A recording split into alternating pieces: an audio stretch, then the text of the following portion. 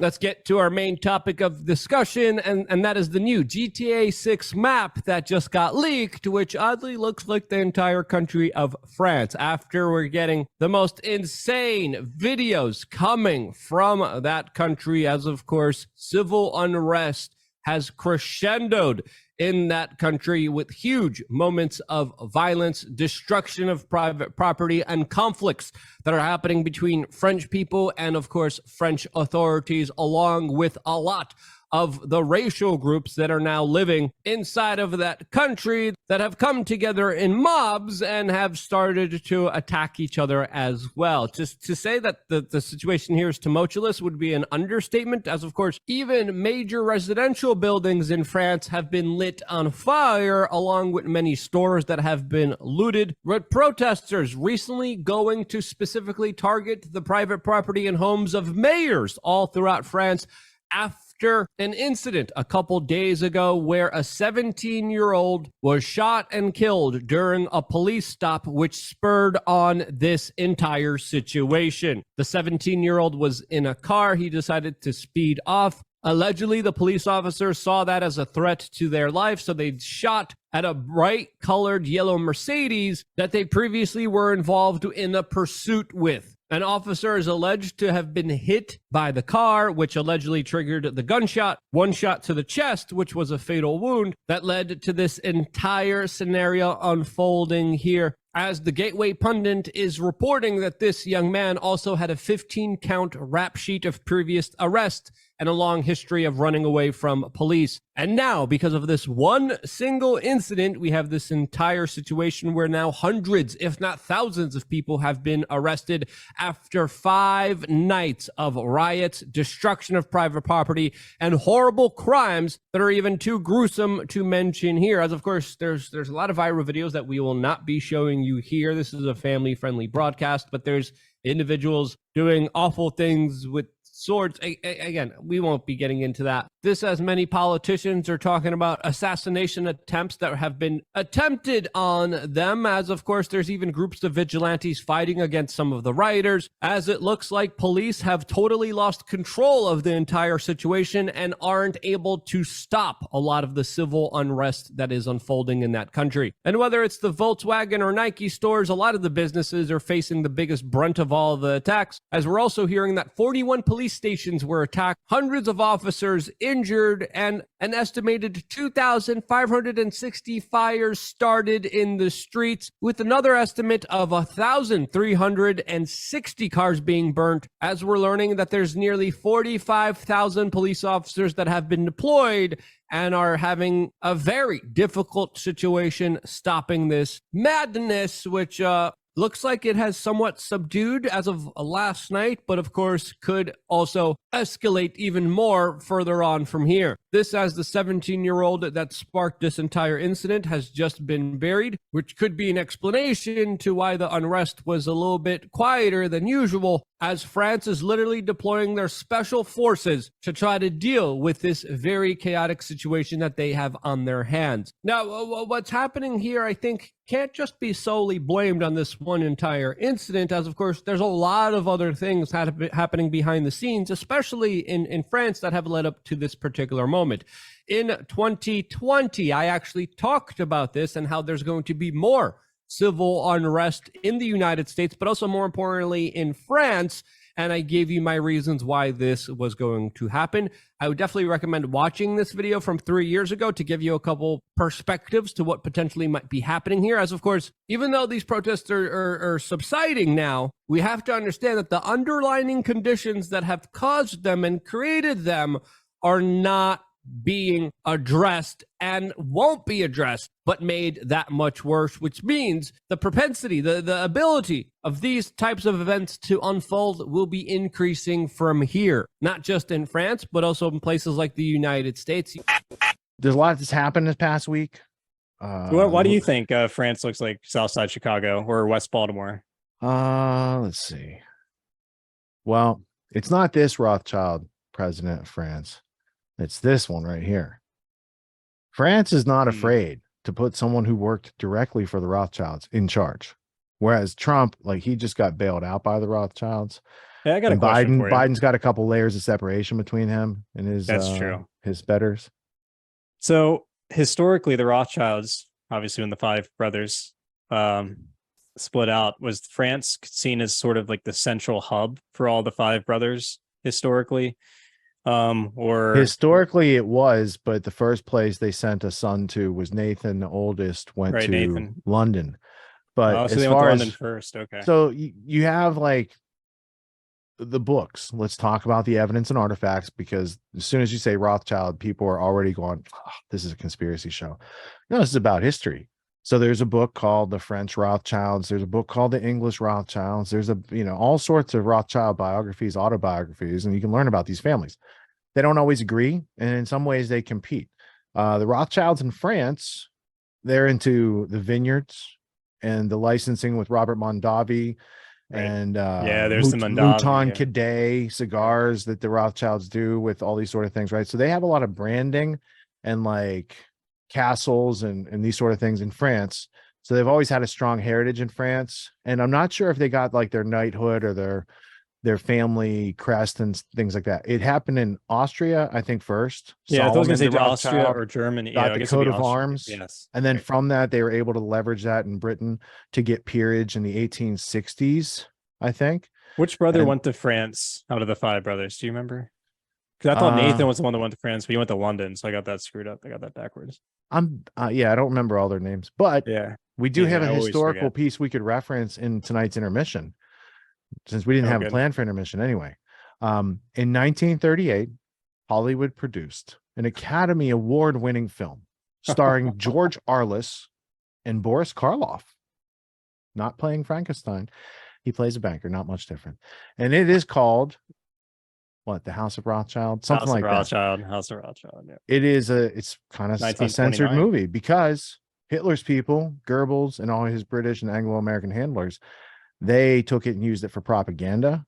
But some people think that propaganda was created from whole cloth, when in fact it was a Victor Rothschild sanctioned Hollywood project. I think Victor Rothschild was dating Ayn Rand at the time, if I remember correctly. Yeah. He's Something also like the that. fifth spy in the Cambridge Five spy. Victor Who, Victor? Rothschild. Really? Yeah, Victor Okay. Rothschild. If you try to get the book, The Fifth Man, about Victor Rothschild, very expensive book. You might want to check that out. That's very interesting. There's the Also, House of Rothschild. See, turning classic movies. And so So at the beginning, the cool thing is George Arliss plays several people, because he plays like Meyer Amschel Rothschild. Then later he plays Nathan Rothschild. Same movie, they just saved on actors. That's all. There's the poster right there. yeah. And it's just Hollywood history. We'll do a little cinema history for intermission tonight, just to give people a flavor of what Hollywood was producing prior to World War II. Fascinating film, I must say. Fascinating. Exactly. Oh, Could you can Hitler mise have used that as propaganda if they had not made it? I don't think so. They weren't that creative over there, but they took that idea and they're like, look at what they say. And they take it, for the most part, out of context. Oh, yeah. Yeah, I mean, yeah, 100%. Oh, 100%. Because they associate it with their Jewish identity, and the Rothschilds didn't really have a heavy Jewish identity. They reference it as a form of leverage to gain some sort of virtue signaling clout back in the day, but they weren't practicing, from my understanding, or everything they did as far as practicing Jewish identity was a facade. In other words, going to synagogue and that sort of thing sort of died over the centuries, from my understanding of the Rothschild family. That's all right. So traditionally, let's disambiguate this. Let's go here and let's do so traditionally Orthodox Judaism. Orthodox Judaism uses the Torah. Reform Judaism comes in around 1800s, and it comes from Sabbatai Zvi. And you get Sabbateanism and the Jacob Frank and the Frankists. And so there is this Sabbatean following, which is a whole interesting history, because that's where they have the scapegoat, the blood ritual, the blood sacrifice, the sin chicken, these sort of things, right? Yep. So exactly. This leads up to like the Frankfurt School. It also leads to Wahhabism, has a connection to that. So it's interesting how it's a parting with the tradition a bit. Yeah, and they focusing commingle more in on the history. idea of statehood over time, like essentially associating it more with practical and pragmatic matters rather than I wouldn't associate. I mean, the Rothschilds they can, they don't all follow the same anything. Some of them are pro-Israel. Some of them are, again, not in favor of Israel. I'm just saying, generally speaking, I don't know how much they're like your like traditional Orthodox synagogue going Jewish person. Where so like Hitler and his ilk and the propagandists, working with him, took it and sort of associated, like, look at what the Jews are doing. And so instead of looking at like what the Rothschilds are doing, they said, look at what the Jews are doing. They use it as a general sort of confirmation bias for overgeneralization. When you say, when talking in context of that religio-political group, a lot of them that Hitler was after were atheists. 100%. Right. So it wasn't necessarily a religious thing. He was just saying Bolshevik revolution had a lot of atheists behind it. And he was right. So there's that angle as well. There's a lot of complexity there. Plus what happened in the Weimar Republic. Won't get into details, but it was like the drug and sin capital of the world, during the 1920s. And so he wanted to clean up that image. He associated a lot of that with Jewish, business owners that sort of owned a lot of the clubs and the cinema and the media at the time. So Facts or Facts? I took that from Benjamin Friedman. Benjamin Friedman. Yeah, he was at the Paris Versailles conference, and later he had a 1961 talk at the Willard Hotel called Facts or Facts or something to that effect, and he had a book. But we're really just foreshadowing this Roseanne Barr story. Oh boy. She was on a podcast with Theo Vaughn. She said some stuff. Everybody went cuckoo over it. They went cuckoo for those Cocoa Puffs. They didn't understand the context. Roseanne's a comedian. She's a Jewish comedian. And she doesn't have hate in her heart. I think she was making a point. If you can't talk about this, then you can't talk about this, or these sort of things, right? So there was something taken out of context. It was very incendiary. This sort of thing can be done against just about anybody who's talking about history. And that's a good point. That's a very good point, Rich. Right. Like, though we're talking about right now, people can misconstrue it. I'm not saying that's one set of facts. That some less than sentient AI might discombobulate itself over such thoughts. Well, it depends if they're even allowed to access those facts and use them as part of what they allow. Also, before we get to that clip, I wanted to show you. Let's see if. But what I'm trying to say is there's a lot of complexity. So Benjamin Friedman had one set of facts that obviously, 2%. He said he made an argument that 2% of Jews at the time owned 50% of industry in Germany during the Weimar Republic into the early Nazi regime. And the Nazis then took that to show, look at the degradation of Germany, look at the degradation of the economy. It's, a result of the Jews. And obviously 1934, 29 or 34, when the House of Rothschild came out in American production, they then leveraged that as well. And then, start spinning off their own propaganda with Goebbels and whatnot, starting to really castigate the entire Jewish population in Germany, which had integrated very well. That comes from a book, The World at War or something, as a British historian, it's a mainstream historian. He mentioned that a Rothschild prince or something married some German royalty in the early 1900s, something like that. And that was the first major sign of integration compared to all the other European states at the time. Well, the Rothschilds married into the Iraqi Baghdadi Sassoon family. They were the opium magnates. Too? Right, so in the 1880s. That was an 18. So this one was the 19. Oh my god! So you have to follow it in progression. Yeah, right? Yeah. That makes a lot more sense. They don't do the shipping of the opium; they insure the ships. Yeah. They're like, what was that company? We don't make the thing, but we make the thing better. But anyway, BASF. That was a commercial.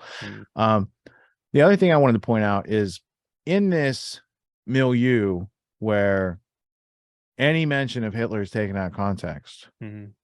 There's always a fact or two that are left out that makes the conversation less interesting. So if we put the facts back in, we can make the conversation more interesting. As for instance, I have never read the book that Hister dude, that's what Nostradamus called him, Hister, wrote, but I have word searched it, and the name Rothschild doesn't show up in that book at all. Interestingly enough, though, if you were to ask the question, who first published that book in English, you would find answers like this. It was Blanche Balfour Dugdale. Edgar Dugdale was a couple that printed in English. What do you think the name Balfour means? Do you know who she is, Tony? It wasn't Ford. Don't you think it's a little interesting that Arthur Balfour's relative brings Mein Kampf in 1925 to the English language after he was the Balfour Declaration of 1917 and 1926? Right? The following year, there's another Balfour type declaration.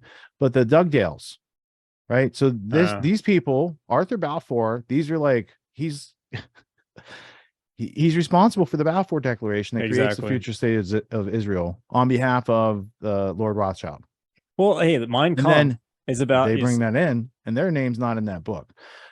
Is it Hitler didn't know, or that wasn't who he was talking about? I'm confused about those points and that little bit of history that the Balfour people brought it in.